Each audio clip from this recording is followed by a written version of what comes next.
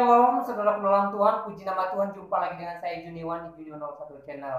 Saudara dalam Tuhan, saya senantiasa berdoa kepada Tuhan, kiranya saudara dalam lindungannya.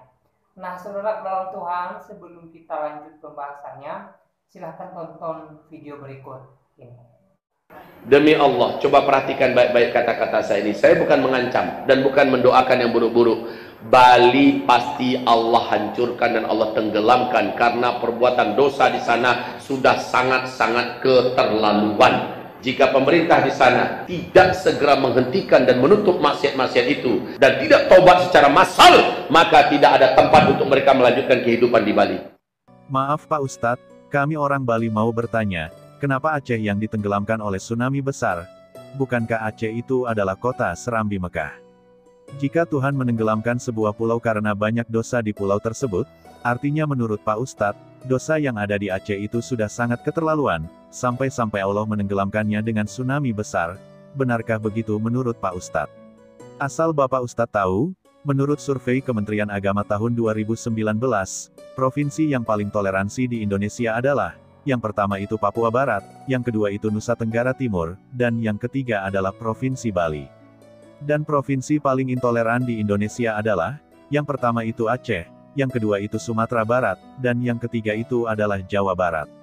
Dan asal Bapak Ustadz tahu juga, wisata seks berkedok halal itu adanya di Puncak Bogor, Jawa Barat Pak.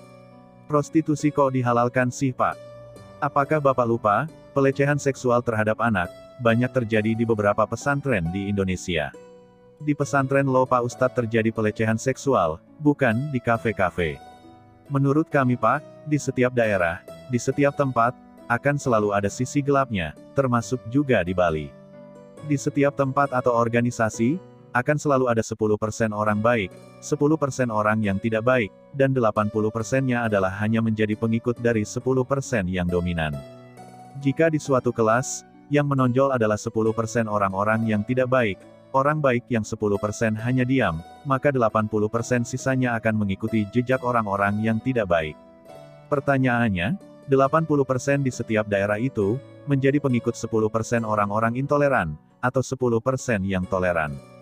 Asal Bapak Ustadz tahu, kami di Bali, selain menjadi provinsi paling toleran, kami di Bali juga tetap menjaga ajaran leluhur kami sejak ribuan tahun yang lalu.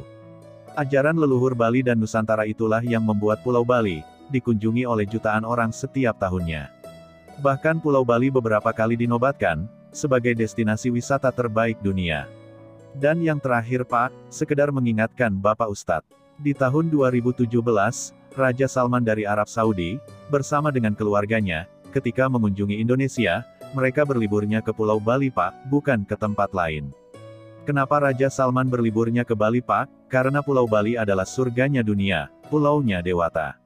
Salam Rahayu, Rahayu, Rahayu.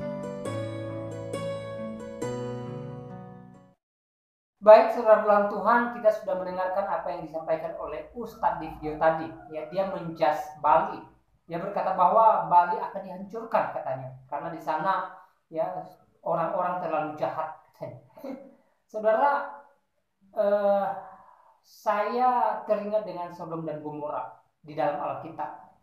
Ya, dikisahkan bahwa Sodom dan Gomora ini dihancurkan oleh Tuhan dengan api belerang. Ya, karena apa? Karena daerah ini ya sudah sangat jahat di mata Tuhan, kata Alkitab. Ya, saudara, sebenarnya Tuhan tidak menghanguskan atau menghancurkan Sodom dan Gomora jika di sana ada orang yang memuliakan Tuhan, yang memuji Tuhan, yang takut akan Tuhan.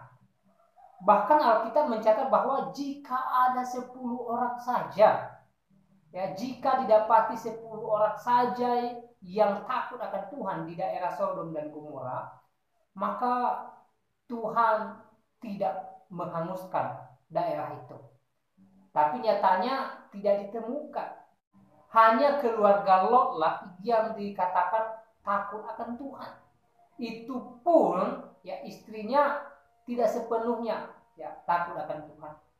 Nah, terbukti nanti ketika mereka lari dari Sodom dan Gomora, ya istrinya menoleh ke belakang, artinya hatinya setengah-setengah.